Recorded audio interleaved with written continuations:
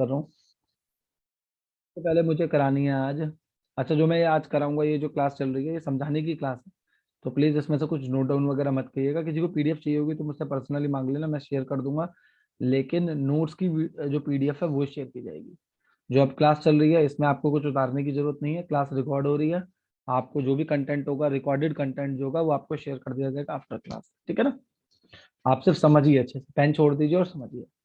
Actual में ऐसा होता है कि मैंने आप लोगों को आज जो कराना है वो मुझे ये कराना है कि maximum and minimum value, maximum and minimum value of के, मतलब इन्वेस्टमेंट मल्टीप्लाई आपको कराना है।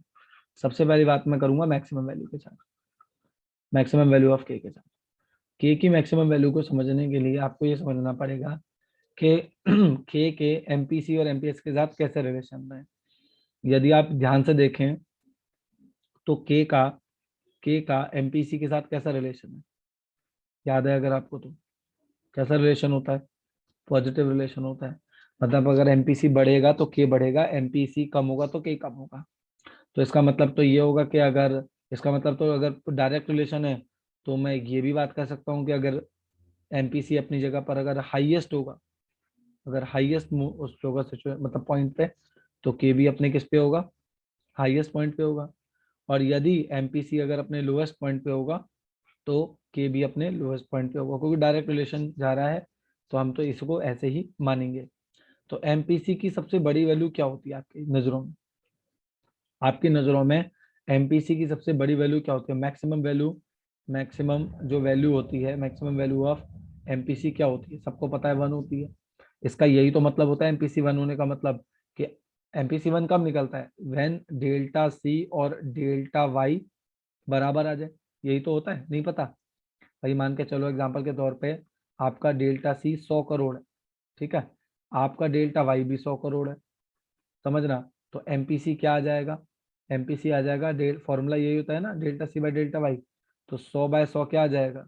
बताओ, कट के 1 नहीं आ जाएगा? अब तो समझ में आ रहा है। तो इसका मतलब एमपीसी और मतलब डेल्टा सी और डेल्टा वाई बराबर होते हैं, डेल्टा सी और डेल्टा वाई बराबर होते हैं इस तरीके से, ठीक है ना। और उसी कंडीशन में एमपीसी क्या होता है? 1 होता है। ये बात अच्छे से समझ में आ रही है, नहीं आ रही?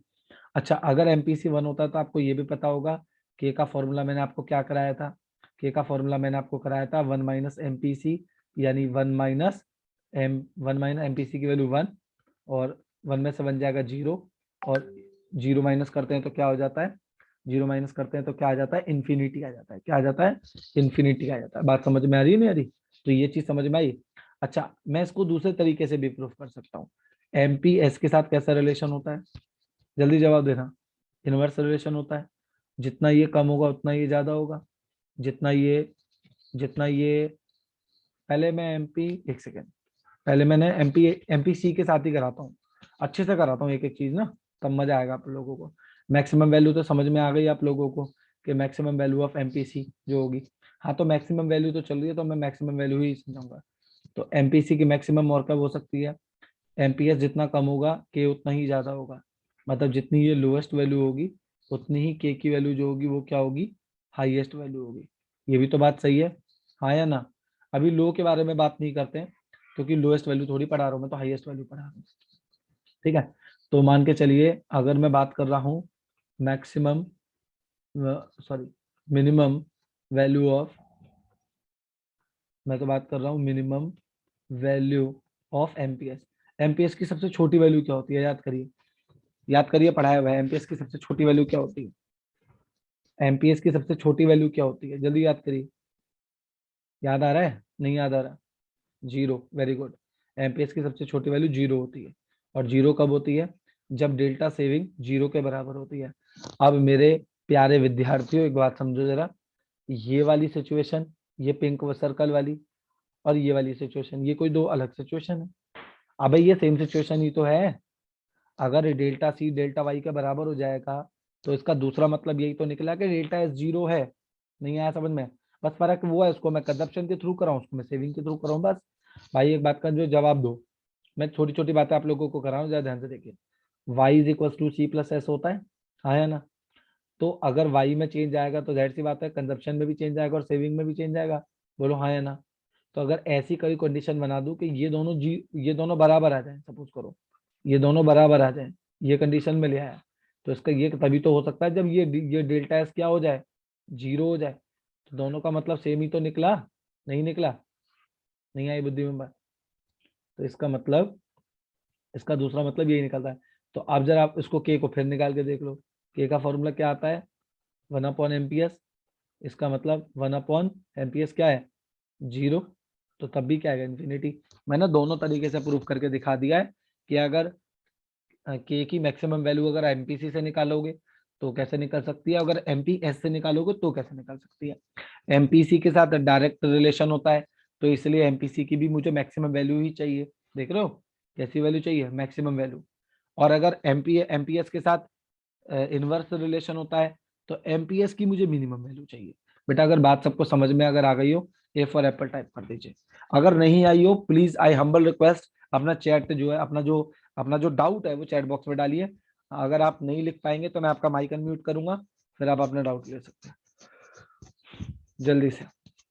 और ईमानदारी से अगर डाउट है तो प्लीज पूछिए, मैं रिक्वेस्ट करूंगा, अगर डाउट है तो पूछिए प्लीज, ऐसे बेवजह ये मत प्रेस कीजिएगा। अगर डाउट है तो बिंदास पूछिए। चलिए, सभी बच्चे ए प्रेस कर रहे हैं, तो इसका मतलब यही मुझे समझ में आ रहा है कि कोई डाउट किसी का भी फिलहाल है नहीं। ठीक है जी। बाकी अगर डाउट हो तो आप पूछ सकते हैं, ठीक है ना, अच्छे से। अब अगर मैं बात करता हूँ सेम इसी तरीके से, तो मैक्सिमम वैल्यू के लिए थी बात। अगर मैं बात करता हूँ मिनिमम वैल्यू के लिए, ध्यान समझना क्या है कि value of minimum value of के। तो मिनिमम वैल्यू ऑफ के क्या हो सकती है भाई, तो फिर वही वाली बात आती है, एमपीसी के साथ कैसा रिलेशन होता है, एमपीसी के साथ डायरेक्ट रिलेशन होता है ना। तो जितनी ये कम होगी उतनी ही ये कम होगी, मतलब अगर मैं एमपीसी की लोएस्ट वैल्यू ले लूँ तो के की भी मुझे लोएस्ट वैल्यू मिल जाएगी। अच्छा, मिनिमम वैल्यू क्या होती है, मिनिमम वैल्यू ऑफ के, मिनिमम वैल्यू ऑफ एमपीसी क्या होती है, एमपीसी की सबसे कम वैल्यू क्या होगी, एमपीसी की सबसे कम वैल्यू जो होती है, अबे क्या होती है, जीरो होती है ना। अब के की वैल्यू निकाल लो, तो के की वैल्यू क्या निकलेगी, 1/1 माइनस एमपीसी, यानी 1/1 माइनस जीरो, यानी 1 - 1, यानी 1। क्लियर हो गई बात, बात समझ में आ रही है नहीं आ रही? अगर मैं कहूँ एमपीएस के साथ कैसा रिलेशन होता है, तो इनवर्स होता है। तो जितनी इसकी आप हाईएस्ट वैल्यू लोगे उतनी आपको इसकी लोएस्ट वैल्यू मिल जाएगी। बात समझ में आ रही है? तो अगर मैं आपसे ये कहूँ कि value maximum value of MPS, MPS की मैक्सिमम वैल्यू क्या होगी, एमपीएस की मैक्सिमम वैल्यू, एमपीएस की मैक्सिमम वैल्यू क्या होती है, 1 होती है ना। तो के का फॉर्मूला क्या लगेगा, 1/एमपीएस, यानी 1/1। तो भी 1 आ रहा है। मैंने आपको दोनों तरीके से प्रूफ करके दिखाया है कि मतलब आप बुक में अगर आप देखेंगे, मैंने नोट्स में भी जो मैंने लिखवाया है, मैंने सिर्फ एमपीसी वाला मतलब जो रेड वाला है उसी से करवाया। लेकिन मैंने आपको प्रूफ करते समय, समझाते समय दोनों का बताया है कि इसे हम एमपीसी से भी निकाल सकते हैं और एमपीएस से भी निकाल सकते हैं। समझ में आया, समझ में आया? इस कंडीशन में, इस कंडीशन में ये जो कंडीशन है, इस कंडीशन में डेल्टा कंजम्पशन जो है वो जीरो है, और जो आप कमा रहे हो, जो भी आप कमा रहे हो वो सब डेल्टा सेविंग के बराबर है, तभी एमपीएस 1 आता है। एमपीएस 1 तभी आ सकता है जब डेल्टा सेविंग जो है डेल्टा वाई के बराबर हो जाए। क्लियर है जी, बात समझ में आ रही है अच्छे से? तो कंक्लूजन क्या निकला, तो कंक्लूजन क्या निकला, कंक्लूजन तो ये निकला कि के की जो वैल्यू है वो इन्फिनिटी और 1 के आसपास घूम रही है। मतलब के की वैल्यू जो है वो कभी भी 1 से छोटी नहीं हो सकती, 1 उसकी लास्ट यूनिट है। और इन्फिनिटी मतलब अगर मैं नंबर लाइन बनाऊं, ऐसे मैं आपके सामने एक नंबर लाइन बनाऊं, ठीक है जी, और नंबर लाइन पे यदि मैं के वैल्यू मतलब उसके वैल्यूज प्लॉट करने की कोशिश करूं, suppose this is 0, this is +1, this is +2, and dot dot dot this is plus infinity. तो जो के का जो वैल्यू होगा वो यहाँ से यहाँ तक ही ट्रैवल करेगा, बस के का वैल्यू, के का वैल्यू कभी भी जो है वो कहाँ नहीं जा सकता, के का वैल्यू कभी भी 1 से छोटा नहीं हो सकता, इन्फिनिटी के बाद तो कुछ होता ही नहीं। ठीक है जी, ग्रेट।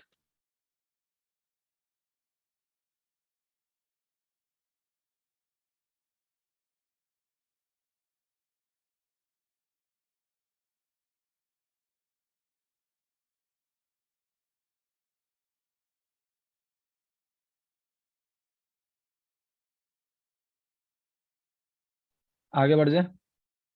आगे की कहानी क्या कहती है, जब मैक्सिमम मिनिमम वैल्यू हो जाती है, आगे की कहानी हो जाती है। अब हम सीखेंगे, ये तो हम लोगों ने कर लिया इतना, मैक्सिमम मिनिमम वैल्यू। अब आ जाता है वर्किंग ऑफ मल्टीप्लायर। क्या आ जाती है? Working of multiplier.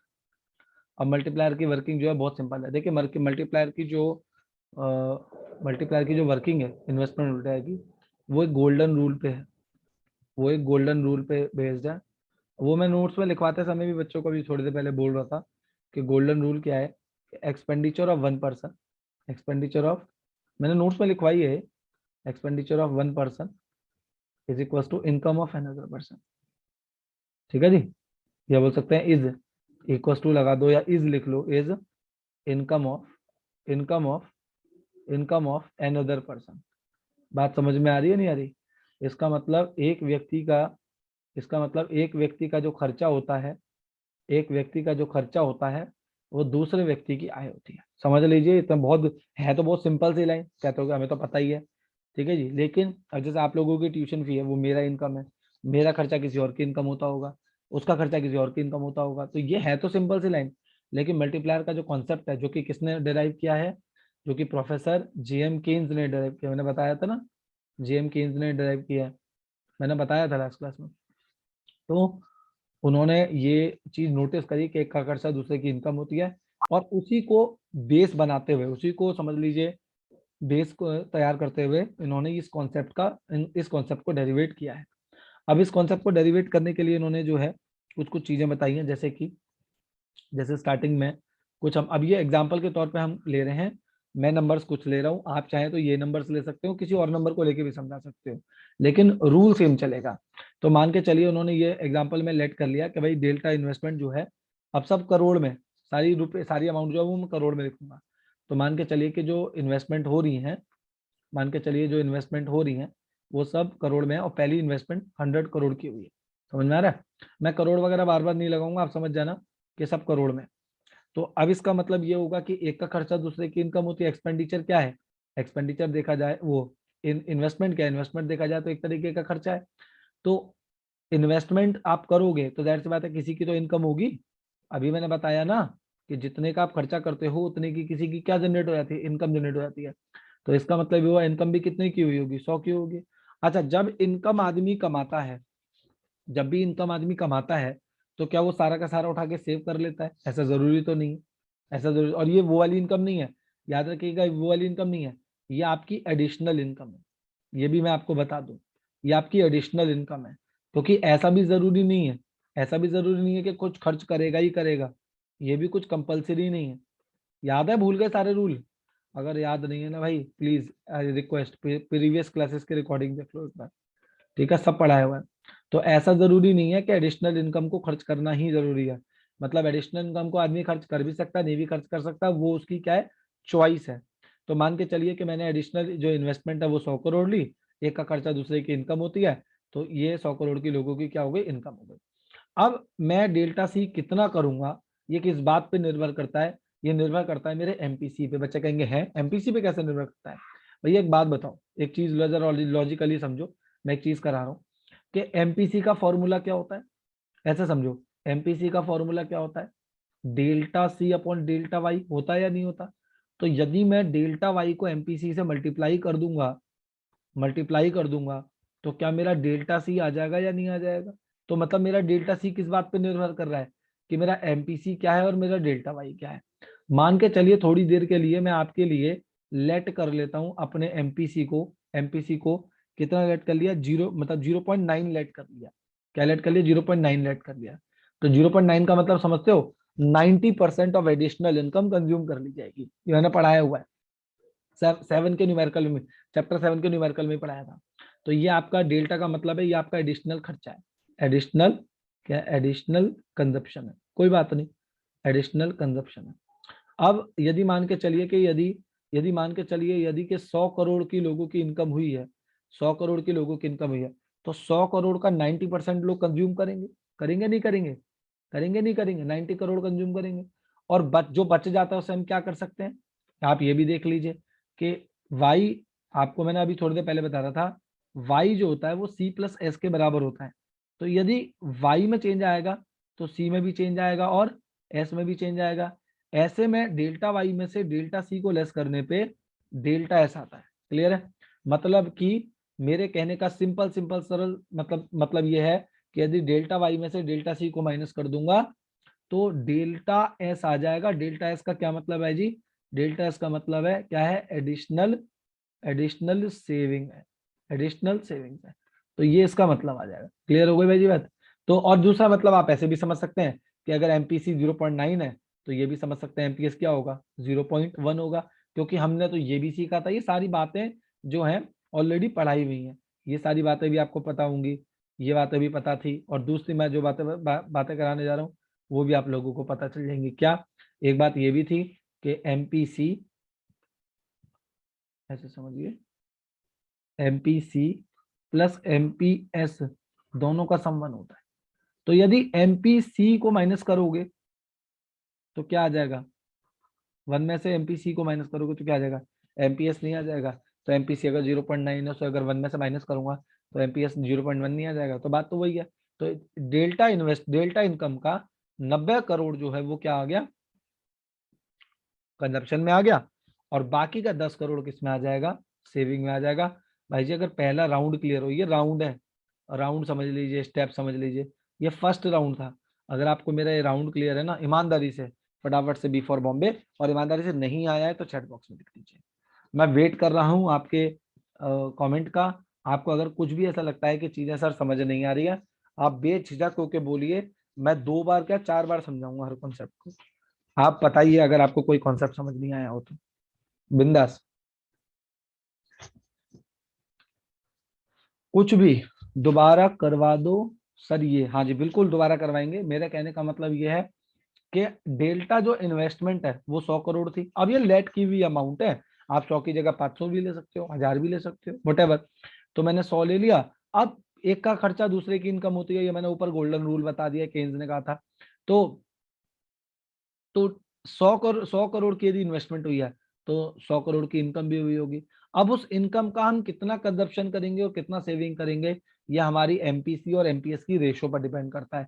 मैंने कहा एमपीसी तो मेरा 0.9 है और एमपीएस 0.1 है। इसका मतलब 90% जो डेल्टा वाई का होगा वो कंजप्शन में आ जाएगा और 10% जो है वो सेविंग में आ जाएगा। नहीं आई मेरी बात समझ में? अगर मान लो ये रेशो 0.9 और 0.1 ना होके ये रेशो ऐसा हो जाता, फॉर एग्जाम्पल मैंने आपसे कहा ये रेशो हो जाता 0.8 और 0.2, तो इसका मतलब 80% जो था वो डेल्टा सी में आ जाता और 20% सेविंग में आ जाता। ऐसे जितना जितना हम लिखते जाओगे वो आता जाएगा। भाई जी बात समझ में आ रही है नहीं आ रही? बताओ फटाफट से। अब आया आवेश, नहीं आया समझ में? ठीक है। अब सेकंड राउंड क्या कहेगा? सेकंड राउंड में केन्स ने कहा था इन्वेस्टमेंट सिर्फ एक बार करनी। इन्वेस्टमेंट केन्स ने ये कहा था कि जिस भी आप एडिशनल इन्वेस्टमेंट की बात कर रहे हो वो सिर्फ वन टाइम, मतलब एडिशनल इन्वेस्टमेंट आपको सिर्फ एक बार करनी है और आपको ये देखना है कि कितनी बार उससे इनकम जनरेट होती है। केन्स ने सबसे ज्यादा जो गोल्डन रूल बताया उसने कहा था कि खर्चे से इनकम होती है। इकोनॉमी में खर्चा करिए। ये सब कॉन्सेप्ट तभी के डेरिवेट किए हुए हैं जब आप लोगों का 1929 के अंदर जो क्या आया था, याद है? जो आप लोगों की वर्ल्ड वाइड लेवल पे जो डिप्रेशन, ग्रेट डिप्रेशन जिसे बोलते हैं, महामंदी, तब केन्स ने जो थे कुछ कुछ कॉन्सेप्ट जो थे वो डिराइव किए। जिसमें ये कॉन्सेप्ट ये भी था कि एक का खर्चा दूसरे की इनकम होती है। यदि आप इकोनॉमी को दोबारा से रिवाइव करना चाहते हैं, इकोनॉमी को डिप्रेशन से बचाना चाहते हैं तो खर्चा कीजिए। एक इंसान खर्च करेगा दूसरे के पास पैसा पहुंचेगा, फिर वो भी खुश होगा, वो भी खर्चा करेगा थे। और यदि हम क्या करने लगते हैं, पैसे को रोकने लगते हैं, तो वो जो चेन होती है वो रुक जाती है, वो आगे बढ़ ही नहीं पाती। अगर सोचो अगर आप ही अगर ट्यूशन ना पढ़ो तो आपका पैसा मेरे पास यदि ना आए तो जाहिर सी बात है जो मैं खर्चा करता हूँ मैं भी नहीं करूंगा, मैं भी रोक लूंगा, मैं भी अपने पास रोक के चलूंगा। तो यदि हर आदमी रोक ही लेगा तो उसका घूमते फिरते असर आपके फैमिली के ऊपर भी पड़ेगा। कल को चल के आपके फैमिली में जो भी आपके पेरेंट्स, मदर, फादर जो भी अर्न कर रहे हैं, अर्निंग पर्सन, वो जहां से भी सैलरी लेकर आ रहे हैं उनको भी सैलरी नहीं मिलेगी। क्यों? क्योंकि वो भी तो कहीं से कोई खर्च कर रहा होगा तभी तो उनको इनकम मिल रही है। जब खर्च ही नहीं करते तो, और जब जाहिर सी बात है जो इकोनॉमी में खर्चा होना बंद हो जाता है तो एम्प्लॉयमेंट अपने आप ही कम होता चला जाता है, तभी तो लोगों को नौकरी से निकाल दिया जाता है। लॉजिक समझ में आ रहा है नहीं आ रहा? ये सब चीजें कॉमन है। तो केन्स ने हम ये समझाया अपने कॉन्सेप्ट में कि इन्वेस्टमेंट अपने को एक ही बार करनी है फिर देखना है कि इनकम कितनी बार जनरेट होगी। अच्छा, खर्चे की फॉर्म क्या होती है, मैंने आपको पढ़ाया था, खर्चे की फॉर्म क्या होती है, एक्सपेंडिचर कितने टाइप का होता है, याद है, भूल गए? ये सारी चीजें आपको पता होनी चाहिए। एक्सपेंडिचर कितने टाइप का होता है, एक्सपेंडिचर कंजप्शन को भी बोलते हैं और इन्वेस्टमेंट को भी बोलते हैं। ये दोनों खर्चे ही होते हैं, कंजम्पशन और इन्वेस्टमेंट दोनों खर्चे ही होते हैं नहीं होते? अबे आना तो बोलो।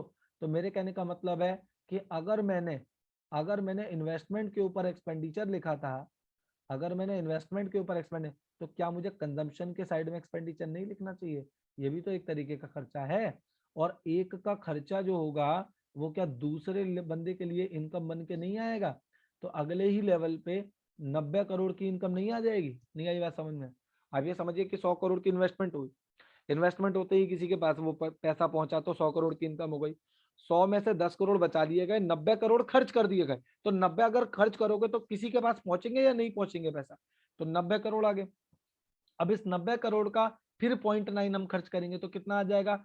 81 करोड़ हम लोग खर्च करेंगे और 9 करोड़ सेव करेंगे। आया लॉजिक समझ में? नहीं आया?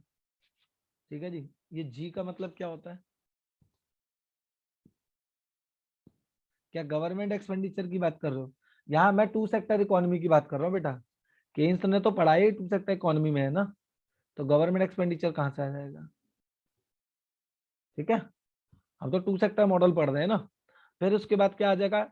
फिर उसके बाद आ जाएगा थर्ड, उसके बाद आ जाएगा थर्ड, फिर बात वही आ जाएगी, क्या आ जाएगी? फिर उसके बाद क्या आ जाएगी? फिर ये 81 करोड़ जो है उसमें आ जाएंगे। बात समझ में आ रही है नहीं आ रही?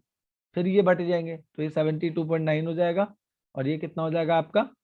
ये आपका 8.1 हो जाएगा। तो इस तरीके से ये प्रोसेस चलता रहेगा। तो ये कंप्लीट, ये भी 3 लेवल के बाद आपको बस ऐसे डैश डैश डाल के छोड़ने हैं। इस तरीके से डैश डैश का मतलब है कि ये प्रोसेस अभी चलता जा रहा है। तो हम क्या लिखेंगे? This process. हमें लिखना क्या होगा? हमें लिखना होगा, हमें ये चीज समझनी होगी कि ये प्रोसेस कब तक चलता रहेगा। This process will continue, will continue till till delta investment जो है, उस डेल्टा इन्वेस्टमेंट किसके बराबर ना आ जाए? सम ऑफ डेल्टा एस के बराबर ना आ जाए। समझ में आ रहा नहीं आ रहा? यदि डेल्टा, यदि जो भी आपकी डेल्टा सेविंग हो रही है, जो भी आपकी डेल्टा सेविंग हो रही है, मुझे नहीं पता आपकी डेल्टा सेविंग क्या हो रही है, पर जो भी आपकी डेल्टा सेविंग हो रही है, ठीक है, तो डेल्टा सेविंग के बराबर आ जाएगा। इसका मतलब ये होगा कि जब मैं यहाँ पे टोटल की लाइन खींचूंगा, जब मैं यहाँ पे इस तरीके से, जब मैं यहाँ से यहाँ पे इस तरीके से कुछ टोटल वगैरह करने की कोशिश करूंगा, तो ध्यान से देखिएगा, जब यहाँ टोटल करने के, तो इन्वेस्टमेंट तो एक ही बार हुई थी 100, ठीक है जी, तो डेल्टा एस भी 100 ही आएगा, डेल्टा एस भी 100 ही आएगा। बच्चे कहते हैं सर अब आपको कैसे पता लगा? मैं तो ये बता देता हूँ कि आता ही है। ये तो मैं बताना चाहता हूँ कि जितना ये आपका फर्स्ट लेवल होता है, वही आपका जो है यहाँ पे लास्ट ये सेविंग का लेवल होता है। ये आएगा ही आएगा, ठीक है जी। लेकिन इसके अलावा मेरे पास कुछ और तरीके भी हैं इसको प्रूफ करने के कि ऐसा क्यों होता है, ऐसा कैसे हो सकता है। आइए जरा देखते हैं एक बार। बहुत अच्छी चीज कराने जा रहा हूँ, जरा ध्यान से देखिएगा। आपके पास केवल दो तीन चीज ही थी। एक आपके पास, मैंने डेल्टा आई लिया था जो कि शुरू में ही लिया था 100 करोड़, और एक एमपीसी लिया था जो मैंने क्या लिया था 0.9, और उसके अलावा हमारे पास कुछ नहीं था। आपने यही जो चीज थी जो आपने शुरू में क्या करी थी, लेट करी थी। इस टेबल में देख लीजिए, इस टेबल में इन दो चीजों के अलावा मैंने कोई चीज लेट नहीं करी है। इसके अलावा जो चीजें हैं वो सब मैंने कैलकुलेट करी है, देख सकते हैं। चाहे वो डेल्टा वाई का कॉलम हो, चाहे वो डेल्टा सी का कॉलम हो, चाहे वो डेल्टा एस का कॉलम हो, सब मैंने कैलकुलेट कर करके निकाला है। बस केवल मैंने स्टार्टिंग में यही दो चीजें लेट करी थी, और आपको एग्जाम में यही दो चीजें लेट करनी है। अब एग्जाम में क्वेश्चन कैसे आता है समझिए। एग्जाम में दो तरीके से क्वेश्चन आ सकता है ये। एक तो ये कहेगा कि आप अपने मन से ले लो, मतलब आपको बस ये सिंपल लिखा होगा, explain the working of investment multiplier, बस इतना लिखा होगा। तो वहां पे आप अपनी मर्जी से एमपीसी और डेल्टा आई ले सकते हैं। एक तरीका तो ये हो गया। अच्छा, दूसरा तरीका क्या है? वो क्वेश्चन में खुद लिख के दे दे कि भैया डेल्टा आई आपको इतना लेना है, मान लो 500 लेना है, 1000 लेना है, और एमपीसी आपको इतना लेना है, और फिर सॉल्व करके दिखाना है। समझ में आ गया? तब आपको उनके दिए हुए नंबर से सॉल्व करना है, लेकिन प्रोसीजर से ही नहीं चलेगा। तो ऐसे होपलेस या डरने वाली कोई बात ही नहीं है हम लोगों को। समझ में आ रही बात नहीं आ रही? तो अब यहाँ पे मेरे पास यही दो चीजें थी। अब इन दो चीजों की सहायता से मैं ये सारे टोटल कैसे बिल्कुल चुटकियों में निकाल दूंगा, वो जरा ध्यान से देखते हैं हम लोग। कैसे निकलेंगे हम लोग सबसे पहले, और जो मैं कराने जा रहा हूँ ना जी, आंखें टिका के देख लीजिएगा, क्योंकि ये जो मैं करने जा रहा हूँ, जो 2-3 स्टेप करूंगा भाई जी, आपके 90% न्यूमेरिकल चैप्टर 8 के इसी से सॉल्व होंगे, जो मैं 2-3 स्टेप करने जा रहा हूँ। बिल्कुल ध्यान से देखिएगा, बहुत काम की चीज कराने जा रहा हूँ। क्या कि के के 3 फॉर्मूले होते हैं। एक होता है delta Y upon delta I, एक होता है 1/1 माइनस एमपीसी, और एक होता है क्या, अलग अलग फॉर्मूले हो सकते हैं, एक होता है 1/एमपीएस। ये 3 फॉर्मूले होते हैं के को निकालने के, ये हमने लास्ट क्लास में सीख लिए थे।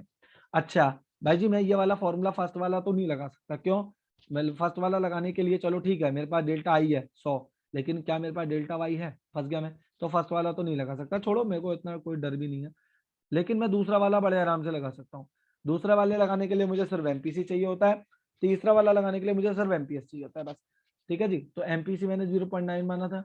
मैं कहता हूँ बताओ कौन ऐसा मेरा बच्चा है जो यहाँ पे ये नहीं निकाल सकता, के नहीं निकाल सकता? बताओ, के निकालना कितना बड़ा सवाल था आसान नहीं था के निकालना, कितना बच्चों वाला। तो फर्स्ट स्टेप तो भाई जी आपका यही हो गया, आपका फर्स्ट स्टेप तो यही हो गया या नहीं हो गया फर्स्ट स्टेप? अच्छा, सेकंड स्टेप में आप बड़े आराम से, सेकंड स्टेप में आप क्या कर सकते हो, के की वैल्यू पटक सकते हो। के की वैल्यू हो गई 10, तो डेल्टा वाई कितना आ जाएगा जी? जल्दी बता दो बच्चों की तरह, डेल्टा वाई कितना आ जाएगा? डेल्टा वाई 1000 आ जाएगा। बताओ, निकल गया डेल्टा वाई? नहीं निकला? मुझे लगता है कि शायद इससे आसान और क्या होगा, डेल्टा वाई मतलब ये वाई का टोटल 1000 आ गया। आया या नहीं आया? और इससे आसान क्या लोगे? हो जाएगा नहीं हो जाएगा? उसके बाद आगे बता देता हूँ, आगे की कहानी क्या है। आगे की कहानी है, अभी आपको और क्या निकालना है, आपको डेल्टा सी निकालना है। अब देखो, डेल्टा सी इन 3 फॉर्मूले से नहीं निकल सकता, to be very honest, delta C इन 3 फॉर्मूलों से नहीं निकल सकता, और फिलहाल मुझे अब इस फॉर्मूले की जरूरत है भी नहीं, हटा देता हूँ मैं। तो मेरा जो थर्ड स्टेप रहेगा ना भाई जी, वो थर्ड स्टेप क्या रहेगा कि एमपीसी का फॉर्मूला लगाऊंगा, क्या? Delta C upon delta Y. तो डेल्टा सी कितना है? डेल्टा सी तो मुझे निकालना ही है। डेल्टा वाई 1000 आया है, और एमपीसी कितना था? 0.9, चेक कर लो, ऊपर लिखा हुआ है एमपी 0.9, और के डेल्टा वाई अभी भी आया 1000। तो यानी इन दोनों वैल्यू को पुट करूंगा तो ये मेरा जो आ जाएगा, ये मेरा क्या आ जाएगा? स्टेप 3, थर्ड स्टेप आ जाएगा।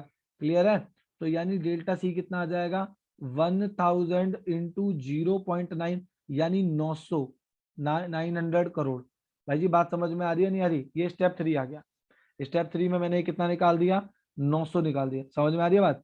अब रह गया, आप ये कहते हो सर डेल्टा एस कैसे निकालोगे? फोर्थ स्टेप को करने के मेरे पास 2 तरीके हैं, स्टेप 4 को करने के। एक तरीका तो ये है कि आप एमपीएस से निकाल लो। एमपीएस का फॉर्मूला होता है delta S upon delta Y. Delta Y आपने अभी अभी क्या निकाला?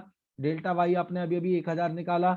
डेल्टा एस आपको निकालना था, एमपीएस कितना था? 0.1। तो यदि डेल्टा एस निकालना होगा तो 1000 इंटू 0.1, यानी आ जाएगा 100। एक तरीका तो ये था, ये मेरा था स्टेप 4, ये मेरा था स्टेप 4। तो चौथा स्टेप मेरा ये चलेगा। समझ में आ गई बात या नहीं आ गई? ये चौथा स्टेप चलेगा। अच्छा, एक तरीका ये भी था, और एक तरीका और करते हुए, एक तरीका और भी मैं आपको बता सकता हूँ, क्या? कि डेल्टा वाई जो होता है वो delta C plus delta S के बराबर होता है। बहुत बार बता चुका हूँ। डेल्टा वाई आपका 1000 है, डेल्टा सी आपका 900 निकला है, तो बताओ डेल्टा एस कितना निकलेगा? बच्चा बच्चा जानता है डेल्टा एस जो है वो 1000 माइनस 900 यानी 100 निकलेगा। तो दोनों तरीके से आप जो है एमपीएस को निकाल सकते थे, जो कि मैंने यहाँ पे बता दिया कि ये कितना आ रहा है, 100 आ रहा है। भाई जी अगर सारी बातें सुंदरता के साथ क्लियर हो, हाँ वैसे भी निकाल दो, जैसा आपका मन करे। ठीक है जी, अगर आपको ये लग रहा हो, अच्छा I is equal to S, I is, हाँ मतलब वो तो मैंने बता ही दिया ना, वो तो मैंने ट्रिक करके बता दिया कि डेल्टा आई बराबर डेल्टा एस करके बता दिया। लेकिन वो आई इज इक्वल टू एस जो होता है वो इक्विलिब्रियम पे काम करेगा ना, वो कहाँ पे काम करेगा? इक्विलिब्रियम पे काम करेगा, आई इज इक्वल टू एस जो होता है। ठीक है जी, बात समझ में आ गई या नहीं आ गई? ये तो मैंने आपको चेकिंग का तरीका बताया था कि डेल्टा एस का जो सम होगा वो बिल्कुल उतना ही होगा, उतना ही होगा। ये बिल्कुल वैसा ही है जैसे मैंने मनी मल्टीप्लायर वाला पढ़ाया था, मनी मल्टीप्लायर में भी तो ऐसे ही पढ़ाया था। तो डेल्टा एस का जो टोटल होगा वो हमेशा डेल्टा आई के बराबर होगा, ये चेक करने का तरीका है। बात समझ में आ गई? भाई जी अगर ये बात अगर सुंदरता के साथ अगर आपको लग रही हो कि मैं अच्छे से पढ़ा पाया हूँ और आपको समझ में भी अच्छे से आ गई है, तो फटाफट से बिना टाइम वेस्ट करे जल्दी से जरा ए फॉर एप्पल टाइप कर दीजिए, जल्दी से, क्विकली। क्लास में 26 बच्चे हैं, 26 के 26 का फटाफट से मुझे जो है ए फॉर एप्पल मिल जाना चाहिए, क्योंकि अगर समझ में नहीं आएगा तो फिर मैं आगे कराऊंगा। फिर मैं अपने तरीके से एक बार दोबारा देखूंगा कि क्या दिक्कत है। ये जो मैं करा रहा हूँ ये 6 नंबर का क्वेश्चन है, तो प्लीज इसको बिल्कुल भी लाइटली मत लीजिएगा, क्योंकि इसमें आप ही का नुकसान है लाइटली लेने में। ठीक है,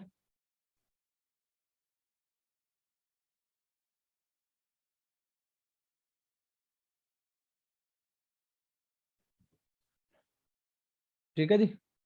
तो इसमें से 23 बच्चों ने रिप्लाई कर दिया है, स्टिल 3 बच्चे ऐसे हैं जिन्होंने अभी तक रिप्लाई नहीं दिया है। ठीक है जी, बट रिप्लाई देना चाहिए, वैसे रिप्लाई देने से ही पता लगता है मुझे कि आप लोग कितना अच्छे से समझ पा रहे हो, क्या समझ पा रहे हो, क्या नहीं समझ पा रहे हो। तो भाई ये क्लियर हो गया सभी को, कोई ऐसी दिक्कत नहीं है, ये टॉपिक अच्छे से क्लियर है, ये टॉपिक अच्छे से क्लियर है सारा। ठीक है जी।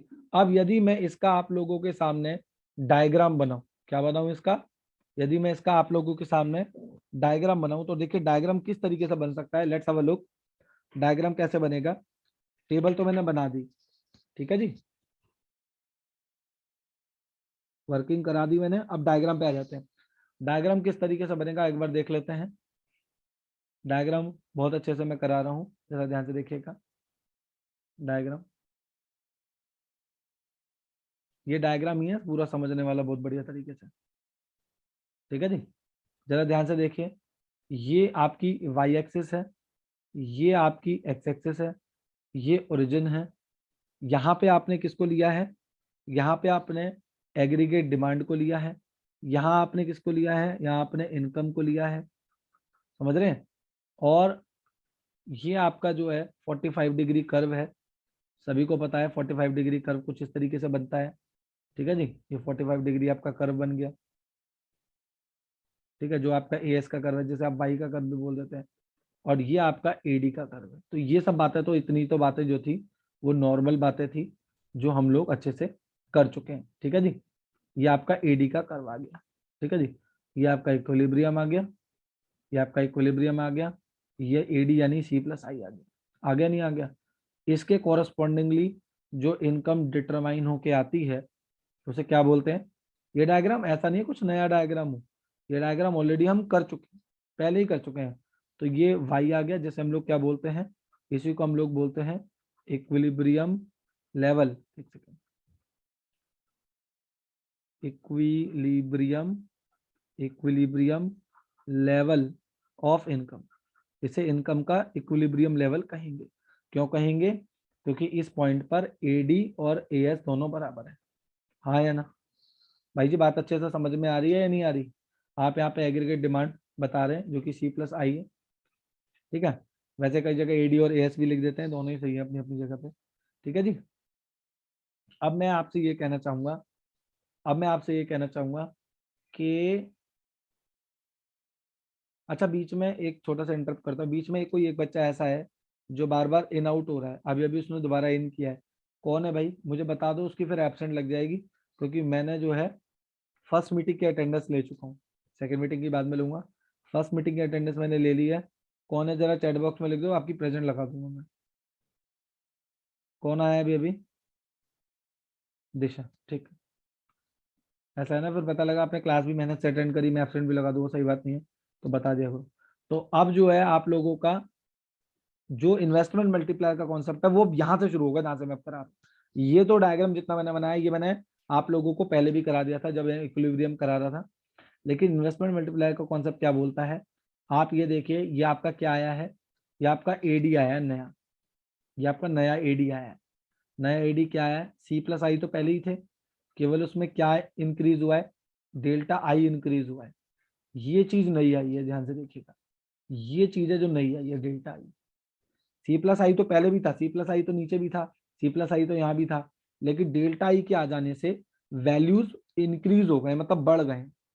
ठीक है जी, डेल्टा आई का मतलब ये एडिशनल इन, डेल्टा आई का मतलब है एडिशनल इन्वेस्टमेंट हुई है इकोनॉमी में। अब एडिशनल इन्वेस्टमेंट के होने से क्या इक्विलिब्रियम लेवल वही रहेगा जो पहले था? नहीं, अब इक्विलिब्रियम लेवल चेंज हो गया है, ये इक्विलिब्रियम लेवल आ गया इवन, और इसके कॉरस्पॉन्डिंगली जो इनकम का कर्व आएगा, सॉरी, इसके कॉरस्पॉन्डिंगली जो इनकम डिटरमाइन होगी उसे कौन सी इनकम कहेंगे भाई जी? मान लीजिए y1 है, ये कौन सी इनकम है? ये भी इक्विलिब्रियम ही, मैं इसको थोड़ी ना कुछ बोलूंगा, ये भी इक्विलिब्रियम लेवल ऑफ इनकम ही है, इसको मैं कुछ और थोड़ी ना बोलने वाला हूँ। बात समझ में आ गई? लेकिन व्हाट आई एम सेइंग कि ये जो चेंज हुआ है ये इन्वेस्टमेंट में चेंज हुआ है, यही तो चेंज आया है, और ये जो चेंज हुआ है, ये जो चेंज हुआ है ये इनकम में चेंज हुआ है। और इसी चेंज के रेशो को, इसी चेंज के रेशो को, ये जो चेंज हुए हैं इन्हीं चेंज के रेशो को जब डेल्टा वाई को डेल्टा आई से डिवाइड कर लेते हैं तो के आ जाता है। बस यही पढ़ाना था मुझे। कॉन्सेप्ट क्लियर है तो जरा फटाफट से सी फॉर कैट टाइप कर दीजिए जल्दी से।